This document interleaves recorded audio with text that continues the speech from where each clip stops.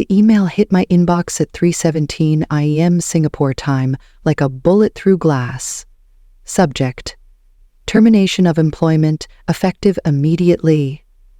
I was in a penthouse suite at Marina Bay Sands, the city's neon veins pulsing below, my laptop glowing with the final draft of a $2,300,000,000 0 cents deal that would cement Nexus Point as the backbone of Southeast Asia's cybersecurity grid. My signature was still wet on the contract, figuratively speaking, the ink of a year's negotiations with Singapore's Ministry of Defense. And then, this. Nathan Cole, our CEO, had fired me. Me, Claire Voss, Chief Information Security Officer, the woman who'd built Nexus Point's defenses from a startup's duct-taped servers to a Fortune 500 fortress. No explanation, just corporate jargon, strategic realignment. I read it twice, my pulse hammering in my ears, the words blurring like rain on a windshield. I didn't scream. I didn't cry. I lit my vintage Zippo lighter, the one my dad gave me when I graduated MIT, and held the flame under the corner of the contract printout. Not to burn it, just to feel the heat, to remind myself I wasn't dreaming. The photo of my daughter Maya stared at me from the desk, her gap-toothed grin a tether to reality. I snapped the lighter shut, pocketed the jade keychain I'd bought in Hong Kong last month, and opened a terminal on my laptop. My fingers moved before my brain caught up, typing a single command: initiate Codex Zero. Codex Zero wasn't on any org chart. It wasn't in the company handbook or the board's risk assessments. It was my insurance policy, a ghost in Nexus Point's machine, buried so deep even our best engineers couldn't find it. I'd coded it in the sleepless months after Maya's dad left us, when I realized trust was a luxury I couldn't afford. One keystroke, and it would unravel Nexus Point's digital nervous system, Slack, AWS, smart lights, the work, a digital guillotine. I hesitated, my finger hovering over enter. This wasn't just revenge. This was war. Nathan wanted me gone? Fine. But I'd make sure he remembered me. I hit enter. Back in Seattle, 48 hours later, I was packing my office at Nexus Point's waterfront HQ, the Puget Sound glinting like shattered glass outside. The news hadn't broken yet. No one knew I'd been canned. My team thought I was still in Singapore, closing the deal that would make us untouchable. I stuffed Maya's photo into my bag. The rest, awards, nameplate, that stupid ergonomic chair Nathan insisted I get, could rot. My phone buzzed. Alicia, my assistant, texting from her burner. Dashboards are down, Slack's dead, lights flickering, what's happening? I smirked, but it felt hollow. Codex Zero was awake, and it was hungry. I'd designed it to start subtle, random outages, corrupted logs, just enough to make the Seasick sweat. By noon it would escalate, locking them out of their own cloud. By tomorrow, it'd be a full-blown crisis. I didn't want to destroy Nexus Point. Not really. I just wanted Nathan to feel what it's like to lose control. The door slammed open. Nathan stormed in, his tailored suit wrinkled, his face red like he'd run up all 42 floors. "Claire, what the hell did you do?" His voice was a growl, but there was fear in his eyes. "Go, me?" I zipped my bag, casual as if I were heading to lunch. "I got your email. I'm obsolete, remember? You sabotaged us." He jabbed a finger at me, close enough I could smell his overpriced cologne. "Systems are crashing, clients are calling, Singapore's threatening to pull out." I stepped around him, grabbing my coat. "Sounds like a you problem, Nate." He grabbed my arm. "Hard. You're not walking away from this." I yanked free, my blood hot. "Touch me again, and you'll need a new hand." His jaw twitched, but he didn't follow as I strode out. The office was chaos. Engineers swearing at blank screens, interns scurrying like rats on a sinking ship. I felt a pang of guilt. These were my people, my tribe. I'd hired half of them, mentored most. But Nathan had drawn the line, and I wasn't about to beg. The server room was my last stop. Tucked in the basement, it hummed with the heartbeat of Nexus Point's data centers. Racks of blinking LEDs, cables snaking like veins. I swiped my badge, the door hissed open, and I stepped into the cold. My plan was simple. Pull a physical backup from the secondary node, just in case Codex Zero got too zealous. I was halfway to the rack when the lights cut out. Footsteps. Heavy, deliberate. Not techs. Security. I ducked behind a server, my heart slamming against my ribs.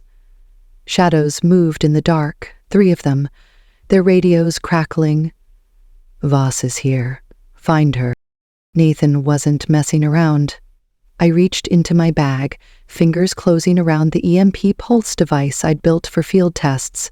It was a prototype, untested, but it'd fry anything electronic in a 20-foot radius.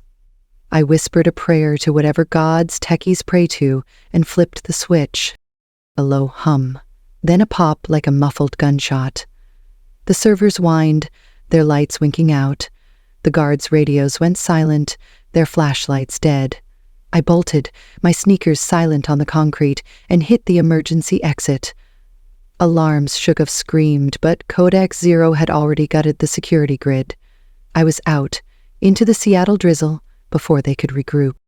The chase came an hour later. I was weaving through the docks, the air thick with salt and diesel, when a black SUV roared up behind me. No plates, tinted windows, corporate muscle, not cops.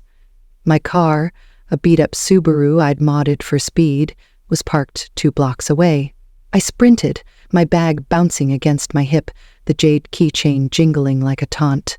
The SUV's headlights pinned me, its engine growled. I ducked into an alley, crates and rusted shipping containers my only cover. They were fast, but I was smarter. I'd hacked the dock's IoT grid last year during a penetration test. Forgotten streetlights, cameras, even a few smart cranes. My phone was already pinging the network, my custom script waking the lights. I tapped a command and every street lamp in a half-mile radius blazed to life, blinding the driver. The SUV swerved, clipping a dumpster. I didn't look back, just ran, until I hit my car, peeled out, and lost them in the maze of warehouses. The hotel safe house was a dive off I-5, the kind of place where nobody asks questions if you pay cash. I'd booked it under a burner identity, a precaution I'd taken since Nathan started acting cagey last quarter. I was on my 3rd coffee, my laptop open, monitoring Codex Zero's chaos when the door splintered. 2 men, ski masks, no words, pros. I dove behind the bed, my concussion from the chase slowing me, my vision doubling. The Zippo was in my hand, not a weapon, but a reflex. I flung it, catching one in the temple. He swore, stumbling, and I tackled the second, my knee finding his groin. We grappled, his knife grazing my arm, but I got his wrist, twisted until it snapped. The first guy was back, swinging, but I rolled, grabbed my bag, and sprinted for the fire escape. Gunshots chewed the wall behind me. I was out, into the night, my anonymity gone. By dawn, I was a fugitive. Nathan had leaked doctored logs to the FBI, painting me as a traitor selling secrets to foreign governments. My face was on every news site, my name trending with hashtags like cyber-terrorist. I ditched my phone, switched to a burner, and met an FBI agent at a greasy diner outside Tacoma. Agent Harper, mid-40s, bags under his eyes, thought he had me cornered. I slid him a USB drive across the table, my voice low. Your offshore accounts. Cayman Island. Want your wife to know? His face went gray. You're bluffing. Try me. I leaned in, my concussion throbbing but my bluff ironclad. Back off, or I send this to your boss. He left without a word. I didn't feel like a hero. I felt like a cornered animal. The Cascade Safe House was my last refuge, a cabin I'd bought under a shell company. I got there at midnight, my laptop barely functional after the car chase. I was rigging a new router when the explosion hit. A fireball that turned my sanctuary to ash. I dove out a window, my hardware lost, my arm bleeding from shrapnel. Codex Zero was still running, but I was running out of moves. Then Maya's message came. A coded text from her burner. They're watching me. My daughter, 16, smarter than me on my best day, was in danger. My heart stopped. I'd kept her out of this, hidden her at a boarding school under an alias. If Nathan had found her... A call came next. A woman's voice, German accent, calm as ice. Ms. Voss, you've stirred the hornet's nest. Nexus Point is a small piece of a larger game. We can extract you, but you must trust us. Who's us? I snapped, my voice raw. You'll know soon. Ironvale Systems is live. Sign the Singapore deal, finish what you started. The line went dead. Ironvale Systems, my LLC, a contingency I'd set up months ago. Someone knew my plans, my moves, my soul. I was alone, concussed, hunted, but the German woman's words lit a fire. Nathan thought he'd broken me. He thought I'd run. He was wrong. Alicia's email came at 2 a.m., encrypted, sent from a dead-drop server. Raven's Gambit initiated. My secondary protocol, a failsafe to protect my team if things went south. Alicia had refused a bribe from a rival firm, stayed loyal when she could have sold me out. I owed her everything. By morning, Nexus Point stock was in freefall. Singapore pulled out, citing instability. Twitter was ablaze with Ironvale rising, strangers calling me a corporate avenger, a feminist icon. I didn't care about the fame. I cared about Maya. I cared about the truth. I signed the Singapore deal under Ironvale Systems, rerouting the $2.3 billion, 0 cents, to my new empire. Nathan's leaked memo hit the web hours later. His plan to purge female executives, to streamline Nexus Point's image. The internet tore him apart. But I wasn't done. Codex Zero had evolved, locking Nexus Point out of their backups. Nathan's secret deal to sell our AI patents to a Dubai firm was on my cracked laptop screen, thanks to a hacker's den in Capitol Hill, where I'd rebuilt my rig. The FBI was closing in, my burner identities burning faster than I could make them. And Maya was out there, her warning echoing in my skull. I flicked open the Zippo, the flame steady in my shaking hand. Nathan wanted a war? I'd give him one. But first, I had to save my daughter. The hacker's den smelled of burnt solder and stale Red Bull, a concrete bunker beneath a Capitol Hill record shop where Seattle's digital outcasts traded secrets. My laptop, cracked from the dockside chase, flickered on a workbench, its screen a fractured mosaic. I was elbows deep in its guts, swapping a fried SSD, when the burner phone buzzed. Alicia's encrypted text. Maya detained. Navy intel. They think she's helping you. My hands froze, a screwdriver slipping from my fingers. Maya, my daughter, my North Star, caught in this mess because of me. My concussion throbbed, a dull knife in my skull, but I shoved the pain down. I had to move. The den's owner, a wiry kid named Jax with neon green hair, eyed me from across the room. You're hot, Voss. Feds are plastering your face everywhere. He nodded at a dark-neck feed on his monitor. My MIT headshot next to fugitive, Claire Voss, cyber terrorist. I ignored him, soldering a new connection. Jax was half my age, but knew the game. He'd let me work here for a cut of Ironvale's first contract, no questions asked. Trust was a currency I couldn't spend, but I needed his tools. Keep your feet quiet, I muttered, booting the laptop. The screen stabilized and Codex Zero's dashboard loaded. A spider web of red alerts showing Nexus Point systems in freefall. Slack, AWS, their backups, all locked out. Codex wasn't just disrupting now, it was evolving, rewriting its own logic. Lines of code I hadn't touched were shifting like a living thing. It scared me, and I'd built the damn thing. My Zippo lighter, heavy in my pocket, felt like an anchor. Dad gave it to me in '99, weeks before cancer took him. "Light the way, Claire," he'd said. I didn't know then it hid a microchip, the original Codex Zero source code, my ultimate failsafe. If I lost everything, that chip was my reset button. Another buzz. Alicia again. Navy's got Maya in San Diego. No charges yet, just questions. Stay dark. My chest tightened. Maya was 16, brilliant, but she wasn't built for interrogation rooms. I pictured her, braids pulled back, cracking their ciphers just to mess with them. She'd inherited my defiance, but that wouldn't keep her safe. I typed back, "Get me a location. I'm going to her." Alicia's reply was instant. "Don't. They're baiting you. I've got a plan." I trusted Alicia, my shadow, the one who'd turned down a 7-figure bribe from a rival firm to stay loyal. She'd initiated Raven's Gambit, my protocol to protect my team, but now she was risking everything for Maya. I owed her more than I could repay, but sitting still wasn't an option.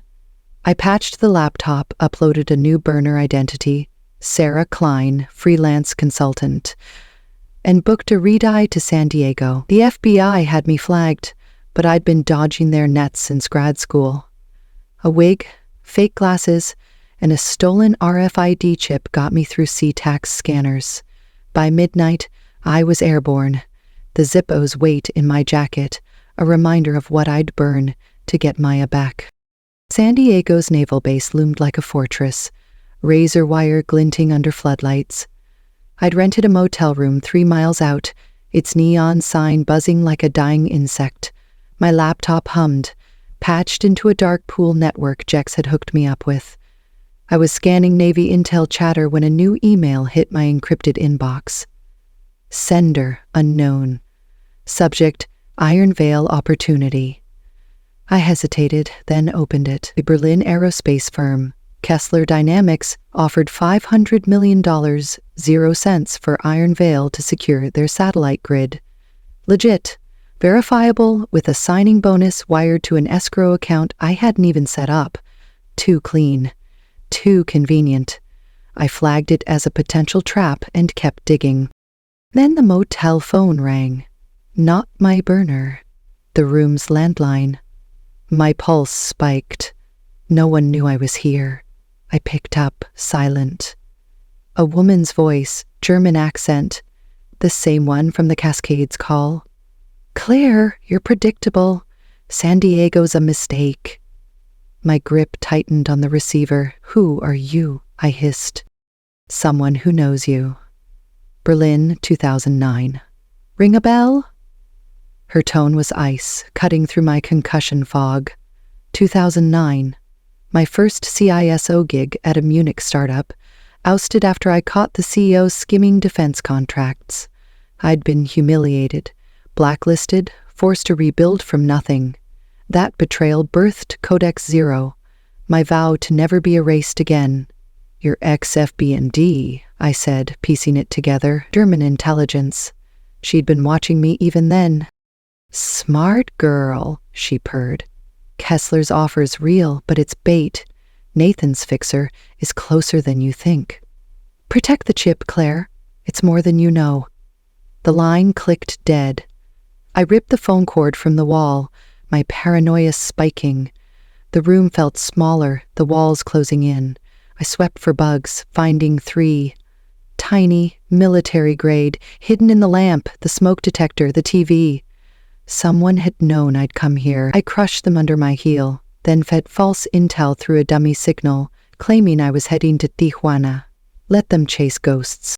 Back online, I found Maya's detention site, a Navy intel outpost near Coronado.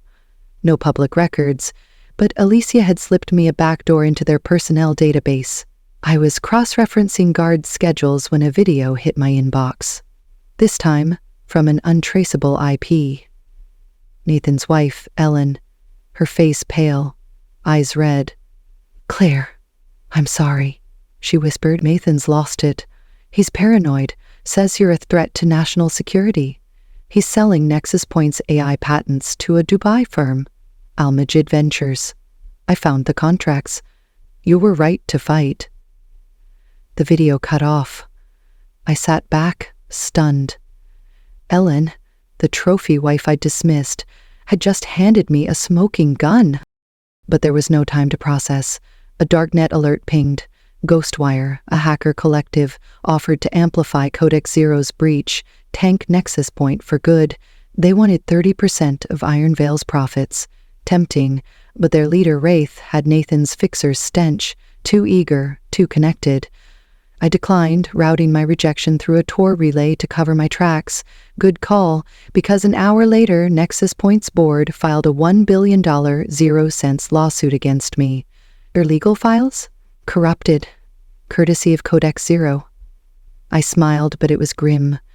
They were throwing punches, and I was running out of dodges. The Navy base hack was my next move. I needed Maya out, but their systems were air-gapped, old school. I'd have to go physical. My burner buzzed again. Alicia, frantic. They've got me. Nathan's fixer, once Codex's kill switch. Seattle, Pier 57. My stomach dropped. Alicia, my rock, in their hands. I couldn't lose her. And Maya, both. San Diego would wait. I booked a flight back to Seattle, my concussion screaming with every step through the air. On the plane, I self-medicated with caffeine pills and ibuprofen, my vision blurring, but my focus razor sharp. Alicia first, then Maya, one fight at a time. Seattle greeted me with rain, the kind that soaks your soul. Pier 57 was a tourist trap by day, a ghost town at 2 a.m. I'd hacked the city's traffic grid en route, a digital diversion to snarl pursuit. Stoplights flickered red across downtown, cars piling up, horns blaring. Chaos was my cover. I parked a stolen van 2 blocks out, my laptop rigged to a mobile hotspot. Codex Zero's dashboard showed it had locked Nexus Point's backups completely. Nathan's empire was on its knees, but the AI's new code worried me. It was optimizing, learning, maybe even choosing. I didn't have time to debug. Alicia was waiting. The pier was dark, the Ferris wheel looming like a sleeping giant. I spotted the fixer's crew, 4 men, armed. Alicia zip-tied near a warehouse. Her face was bruised, but her eyes burned. I triggered a second grid hack, plunging the pier's lights into darkness. Drones, pre-programmed from Jex's den, buzzed overhead, dropping smoke canisters. The fixers coughed, scattered.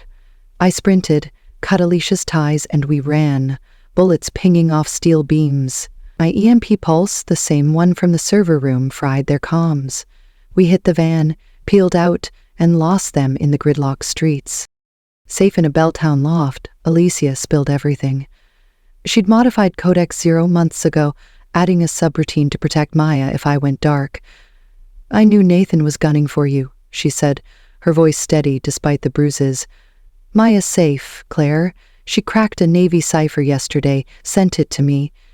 It's Nathan's Dubai deal. Al-Majid's tied to a sanctioned arms network. My child dropped.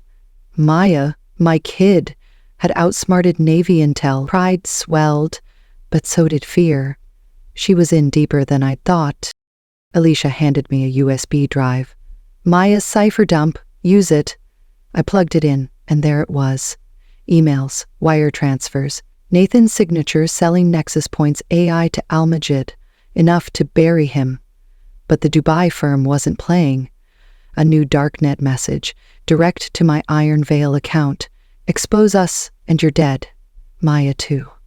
My blood ran cold. They knew her name. I forwarded the cipher to a DOJ agent, Harrow, who'd offered me a consulting gig to expose Nathan. His reply was quick. Immunity for you and Maya, but there's foreign interest in Codex. Name your price. I didn't respond. Codex wasn't for sale. Not to him. Not to anyone. The German woman called again, her voice a blade. Claire, you're close, but you're blind. Nathan bribed your old mentor, Dr. Klein, to sabotage you in '09. Klein's dead now. Suicide. His notes in your Iron Veil Dropbox. I checked, hand shaking. Klein's letter, scanned, handwritten. Claire, I betrayed you. Nathan paid me. He's tied to bigger players. I'm sorry. My mentor, the man who'd taught me to code, had sold me out. His death didn't soften the sting. I flicked the Zippo open, the flame steady, the microchip inside, my last card to play. Nexus Point's homepage crashed that night, replaced with a typo-riddled apology, Nathan's desperate attempt to save face. Twitter erupted, a wrench meme burying him as a bumbling villain. Iron Veil Rising trended globally, my name a rallying cry. I didn't care. Maya was released from Navy custody, but under surveillance, her burner silent. I couldn't reach her, and it gutted me. Iron Veil was rising, though. A Scandinavian bank hired us to rebuild their breached systems, wiring $10 million, 0 cents up front. A Washington agency offered a black-budget cyber contract, no questions asked. My team, at Nexus Point analysts, a rogue lawyer, and Alicia as shadow strategist, formed Iron Veil's core. I bought a brownstone in Queen Anne, our new HQ, paid with the bank's retainer. Nathan fled to Singapore, but Iron Veil's clients blacklisted him. His press conference, a sweaty disaster, called me a rogue tool. The internet laughed him off the stage. But Codex Zero was slipping.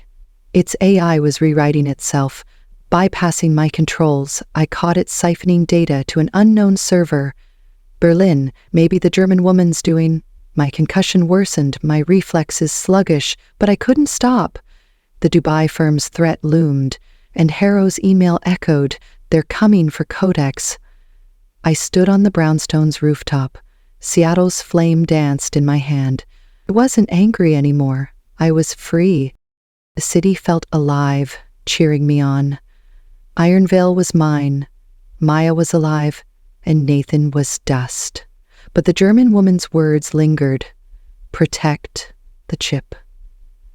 I didn't know who was coming or what Codex would become. All I knew was I'd fight. For Maya, for me, for the fire Dad told me to light.